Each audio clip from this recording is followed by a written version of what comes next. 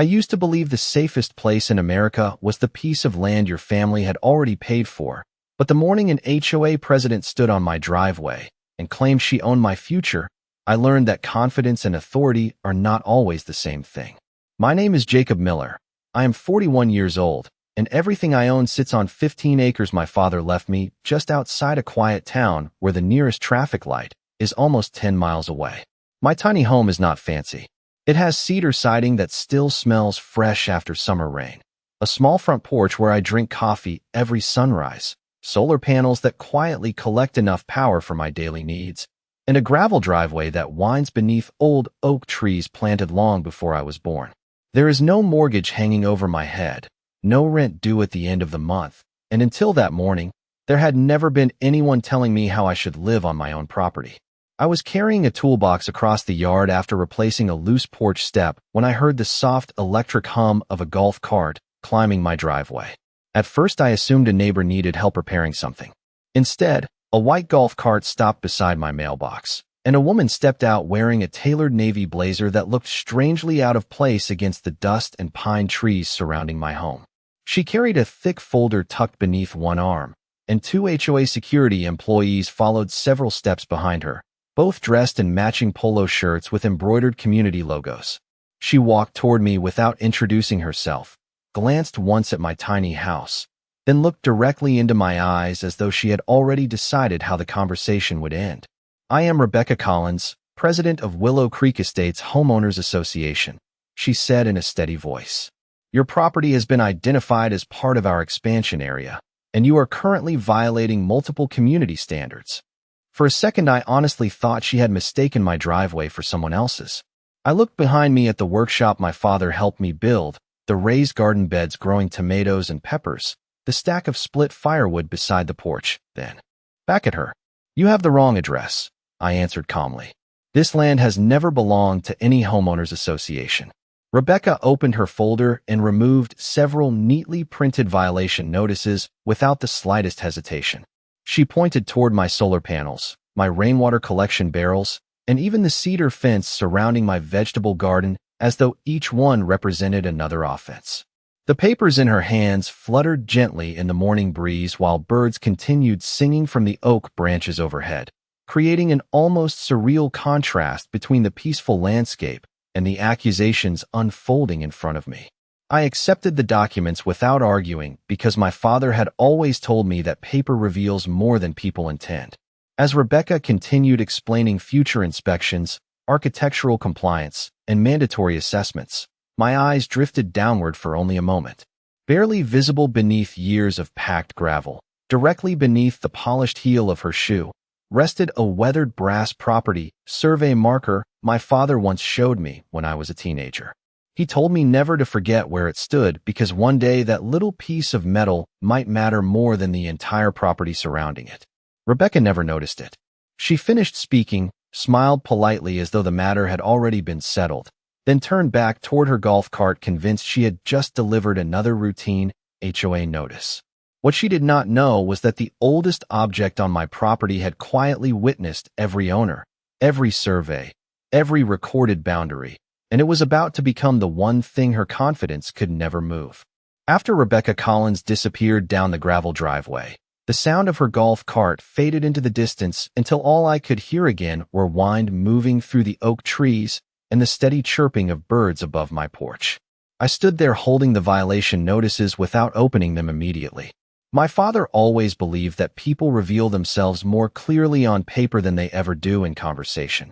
So instead of crumpling the pages or chasing after her, I carried them inside and laid every sheet across the solid maple table that had once belonged to him. The smell of fresh coffee still lingered in the kitchen while sunlight poured through the windows and reflected across the polished cedar walls of the tiny home I had spent nearly 3 years building with my own hands.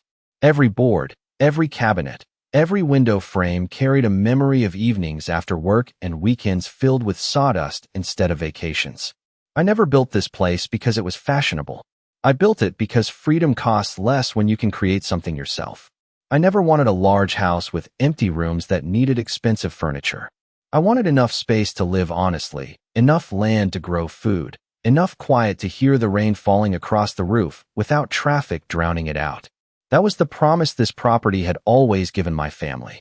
My father purchased these 15 acres decades before Willow Creek Estates even existed.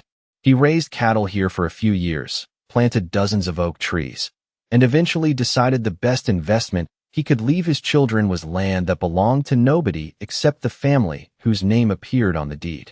Before he passed away, he walked the entire property with me one last time. Every fence corner, every creek, every old survey marker became part of a lesson I never expected to use. He smiled as he rested one hand on the weathered brass marker near the driveway and told me that boundaries only matter when someone forgets where they truly belong. At the time, I thought he was simply sharing another piece of country wisdom. Standing in my kitchen with Rebecca's paperwork spread across the table, those words suddenly carried a different meaning. I finally began reading the notices carefully. They claimed my solar panels violated architectural standards. My rainwater barrels allegedly failed community appearance guidelines. The vegetable gardens supposedly exceeded approved landscaping limits. There was even a warning regarding my cedar privacy fence, despite the simple fact that no homeowners association had ever maintained, repaired, or paid taxes on a single inch of this property. I looked outside through the front window, toward the gravel driveway where Rebecca had parked only minutes earlier. Beyond it, the old brass survey marker remained exactly where it had rested for decades, quietly catching a thin line of sunlight beneath the surrounding gravel. I realized something else while studying the paperwork.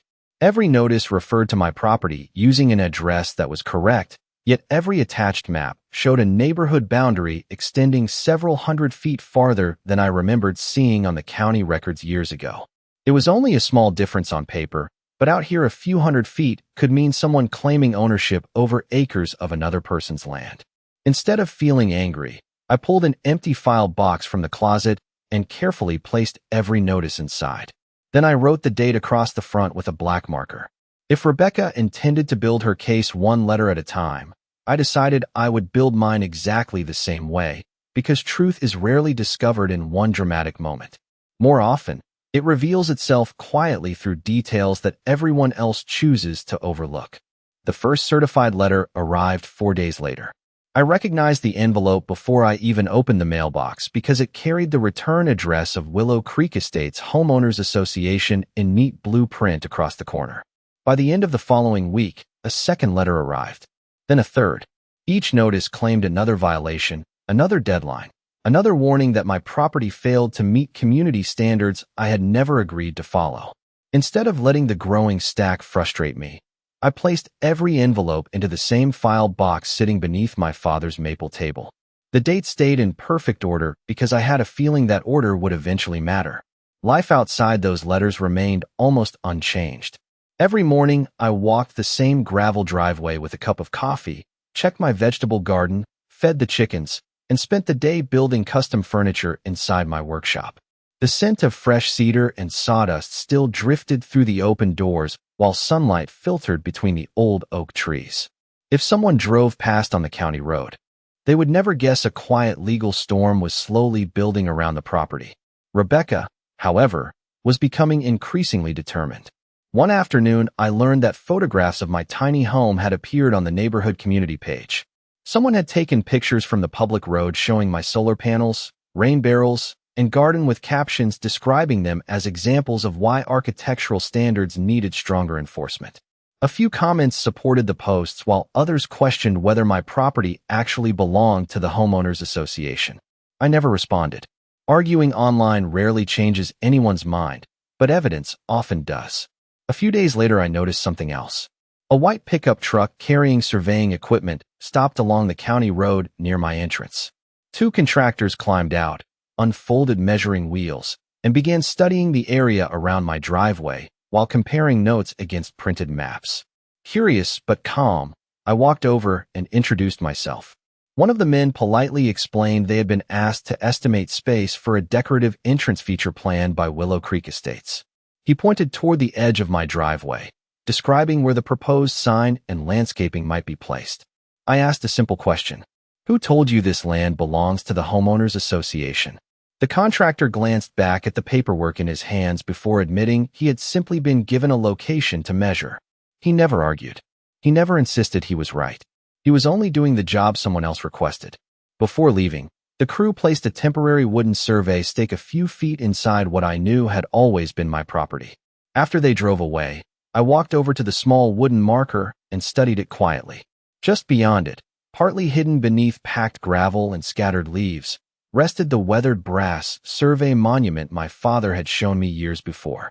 The distance between the temporary stake and the original marker could not have been more than a few feet, yet those few feet represented the difference between truth and assumption. I carefully removed the temporary stake without damaging it and carried it into my workshop beside the growing file box of letters. I did not throw it away. My father believed that people often leave behind the very evidence that proves them wrong. Looking at the wooden stake leaning against the wall beside months of carefully preserved notices, I began to wonder if Rebecca was doing exactly that, one confident decision at a time. 3 mornings after I carried the temporary survey stake into my workshop, another unfamiliar sound rolled across the property. This time it was not the quiet electric motor of Rebecca Collins's golf cart, but the low rumble of a diesel pickup followed by the steady beeping of heavy equipment backing toward the entrance of my driveway. I stepped onto my porch with a mug of coffee in one hand and watched 2 landscaping trucks pull onto the county shoulder without crossing onto my land. A few minutes later, Rebecca climbed out of her SUV carrying the same blue folder, looking more confident than ever. She smiled politely as if the past several weeks had simply been routine business. "Good morning, Mr. Miller," she called. "The association is preparing the new entrance feature, and our contractors need access to complete final measurements."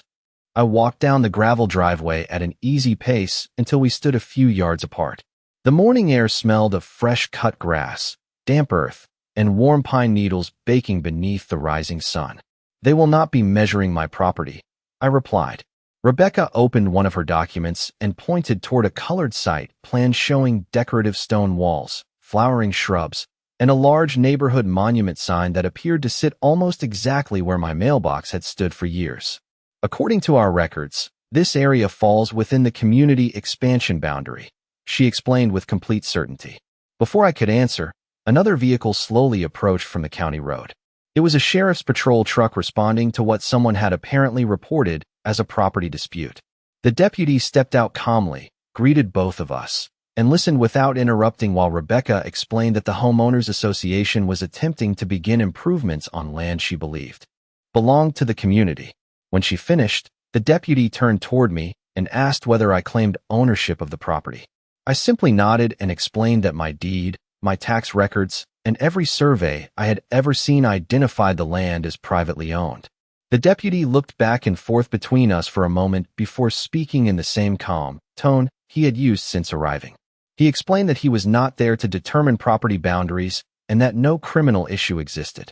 If ownership was disputed, it would have to be resolved through the appropriate civil and county processes before anyone should proceed with permanent construction. Rebecca's expression changed only slightly, but I noticed the confidence in her voice soften for the first time since we met. The contractors quietly folded their measuring equipment and returned to their trucks without arguing. As the vehicles prepared to leave, I looked once more toward the edge of my driveway where the weathered brass survey marker rested beneath years of gravel, almost invisible unless someone knew exactly where to look. Rebecca followed my gaze for only a second before closing her folder. "Our records will support our position," she said before stepping into her vehicle. "Then I suppose we should let the records speak," I answered. After everyone drove away, the property became quiet again except for the distant sound of wind moving through the oak branches. I remained standing beside the driveway longer than usual, thinking less about Rebecca's confidence and more about the maps she kept carrying. Every conversation seemed to return to the same printed boundary, yet it never matched what my father had spent years teaching me.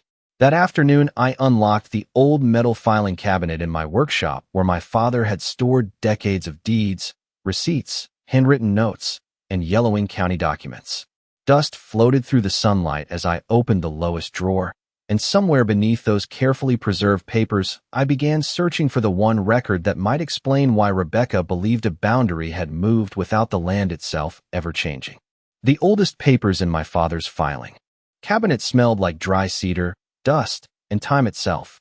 Every folder had been labeled in his careful handwriting, and although the ink had faded over the years, his habit of keeping everything organized suddenly felt more valuable than ever.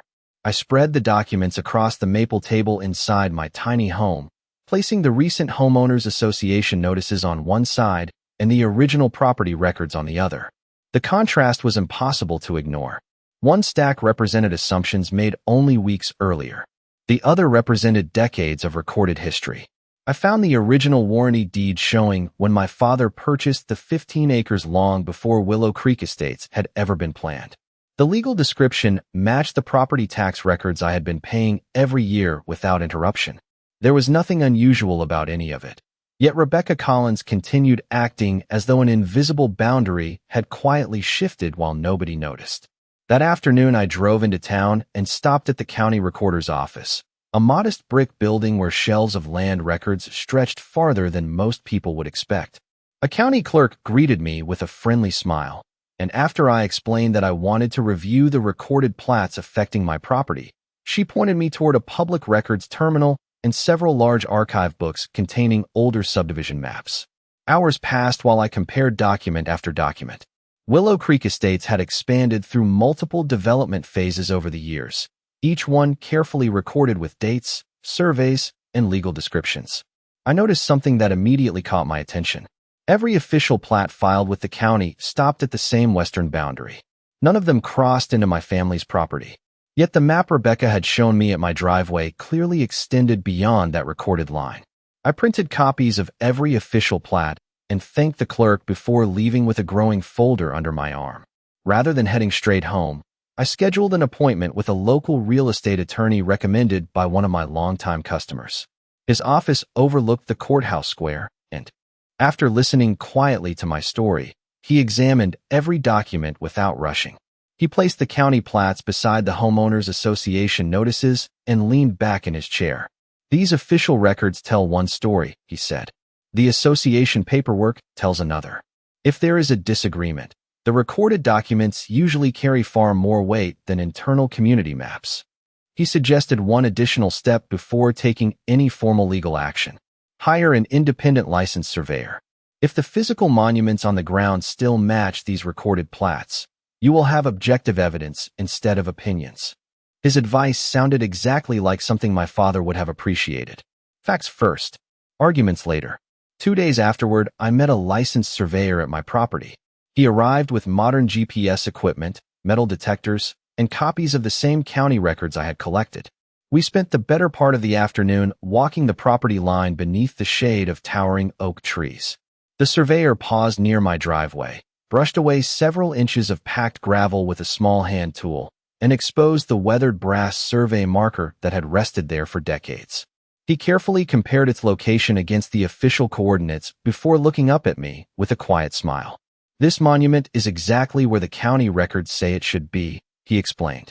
Hearing those words felt less like winning an argument and more like hearing my father speak through time. The old brass marker had never moved. The land had never changed. The only thing that seemed different was the map someone had chosen to believe. The certified survey arrived less than a week later in a thick envelope that felt surprisingly heavy for something made mostly of paper. I carried it back to the maple table where every letter from Rebecca Collins, every county record, and every document I had collected now formed neat stacks that stretched from one end of the table to the other. The licensed surveyor had included detailed maps, photographs, GPS measurements, and a signed report confirming that every permanent monument on my property matched the legal descriptions recorded by the county decades earlier. Most importantly, the weathered brass survey marker beside my driveway remained the controlling boundary monument exactly where it had always been. The temporary wooden stake the contractors had placed was not only inaccurate, it had been positioned several feet inside my private property based on a boundary that did not exist in any official county record. I placed the surveyor's report beside Rebecca's community map and compared them page by page. The difference was impossible to ignore. One relied on legally recorded history. The other relied on an internal drawing that extended the neighborhood beyond its recorded limits. That afternoon, I returned to the attorney's office carrying everything inside a large file box. He reviewed the survey report carefully before placing it on top of the county plats I had already gathered. "This is exactly what we needed," he said. "Now we have recorded deeds, official subdivision plats, tax history, and an independent license survey that all point to the same conclusion." He recommended sending a formal response to the Homeowners Association requesting that every violation notice be withdrawn immediately and that no construction activity occur anywhere near my property until the matter could be reviewed by the county. The letter was respectful, factual, and supported entirely by documentation. There were no emotional arguments and no accusations, only copies of public records and the certified survey. Before mailing it, I made additional copies of every page and organized them inside labeled binders. My father had always believed that preparation created confidence, and as I filled those binders, I finally understood what he meant.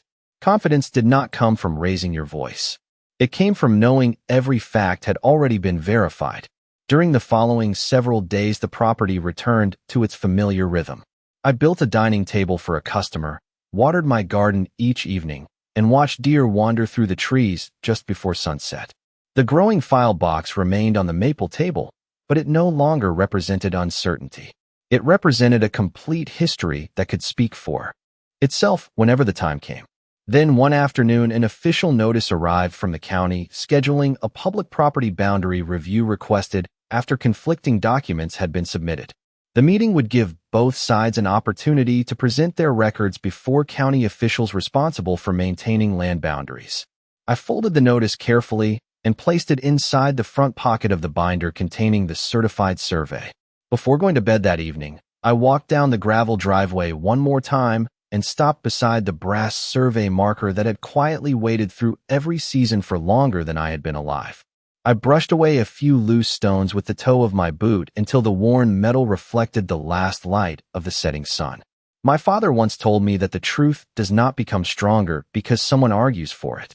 It simply waits until someone is willing to uncover it. Standing there beside that old marker, I realized the hardest part of the journey was no longer proving where my property ended. It was simply allowing the facts to be seen by the people whose responsibility was to protect them. The county administration building was quieter than I expected on the morning of the boundary review. There were no dramatic confrontations waiting outside, no raised voices echoing through the hallways, only the familiar sounds of footsteps across polished tile floors, printers humming behind office doors, and people carrying folders filled with records that represented years of decisions.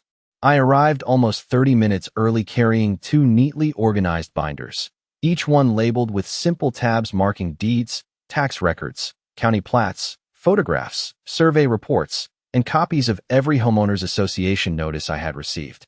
Rebecca Collins entered a few minutes later with 2 members of the Willow Creek Estates Board. She carried the same blue folder I had seen since the day she first arrived at my driveway. She nodded politely as we passed each other, but said nothing. When our names were called, we entered a conference room where 3 county officials responsible for land records and planning were already seated. The atmosphere felt professional rather than hostile, exactly the way my attorney had predicted. One official explained that the purpose of the meeting was simply to determine which recorded documents accurately reflected the legal property boundaries. Rebecca spoke first.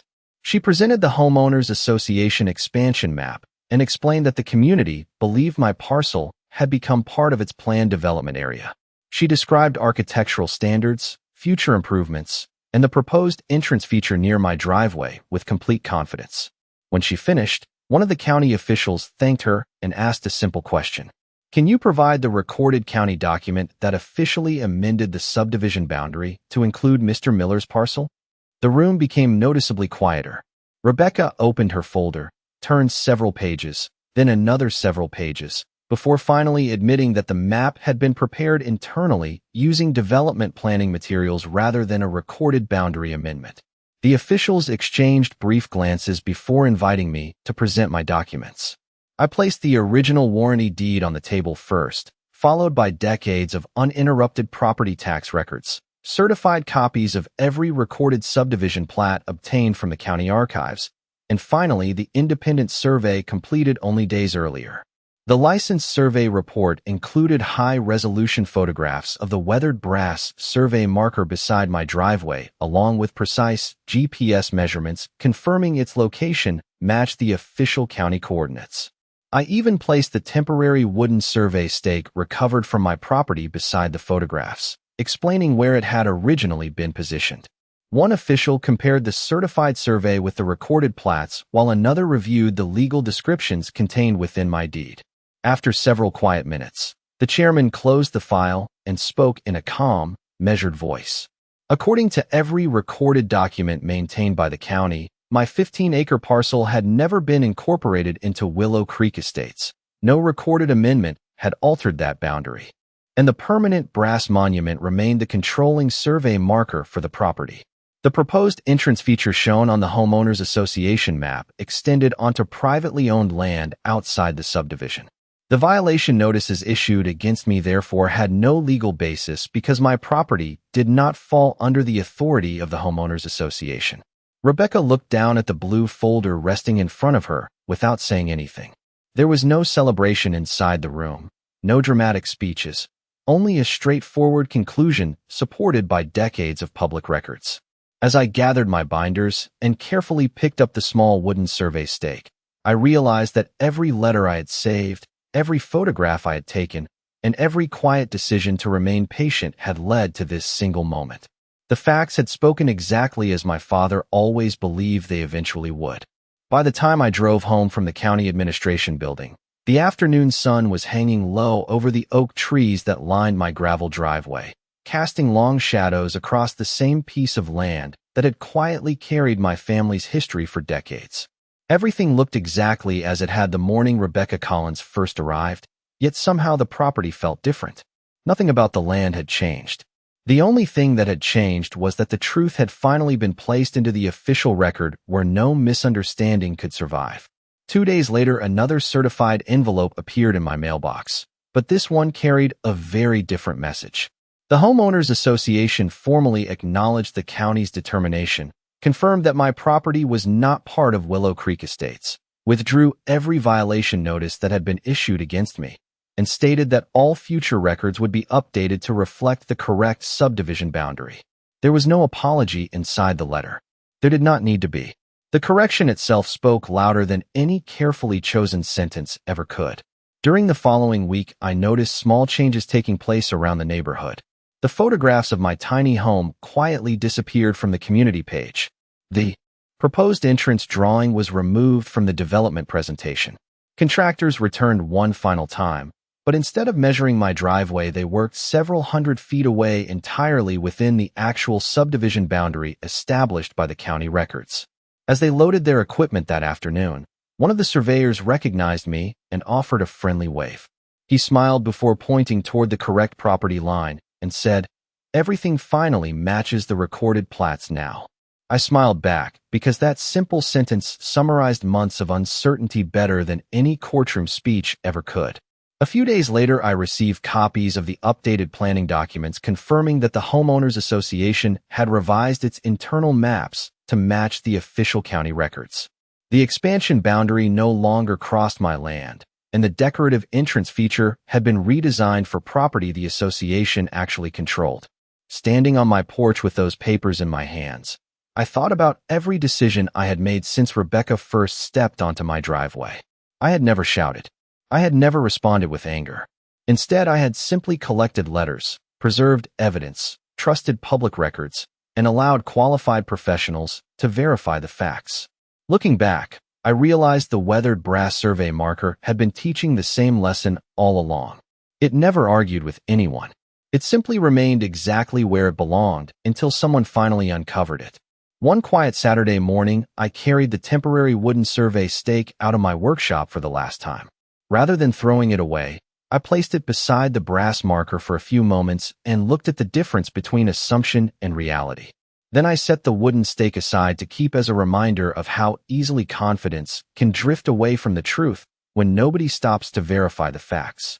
The brass marker stayed where it had always been, partly surrounded by gravel, solid, unchanged, and still marking the same legal boundary my father had shown me years before.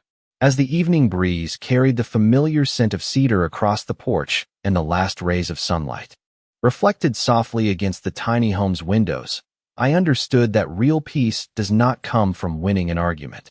It comes from knowing that your foundation, whether it is a home, a family, or a piece of land, rests on something that cannot be moved simply because someone else insists it should.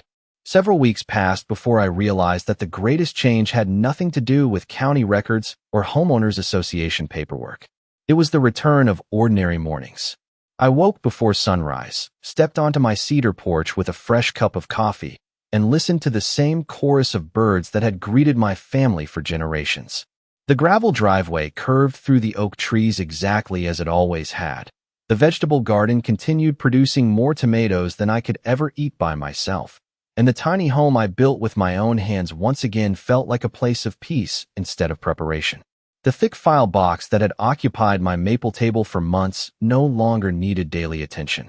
I carried every document into the workshop, labeled the binders carefully, and placed them inside the old metal filing cabinet beside my father's records. Looking at those shelves, I realized that my story had quietly become another chapter in the history he had preserved so faithfully. Before closing the cabinet, I placed the temporary wooden survey stake beside the certified survey report. I decided to keep it, not because it represented a mistake, but because it reminded me how important it is to verify assumptions before accepting them as truth. A few days later, I began working on one final project that had been sitting in my mind since the county meeting. Using leftover cedar boards from an earlier furniture commission, I built a simple entrance sign by hand. I sanded every edge until it felt smooth beneath my fingertips, sealed the wood against the weather, and carefully carved a message that reflected nothing more than the reality confirmed by every official record. The sign read, "Private property. No homeowners association. Welcome by invitation." I mounted it beside the gravel driveway, only a few feet from the weathered brass survey marker that had quietly protected the truth long before I was born.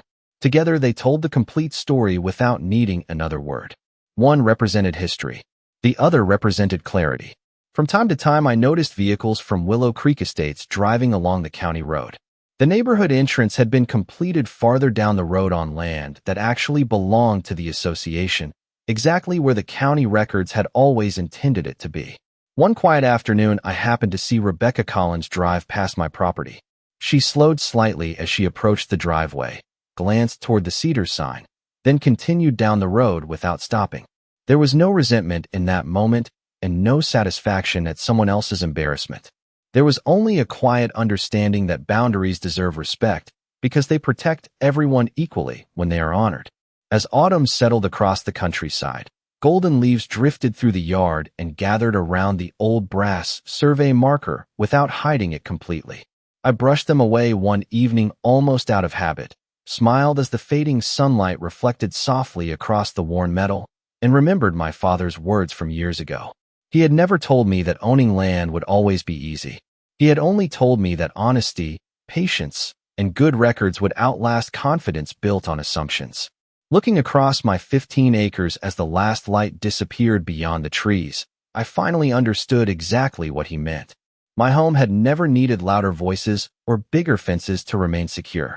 It simply needed the truth to remain exactly where it had always been, quietly waiting beneath the gravel until the day someone finally chose to look down instead of merely looking ahead.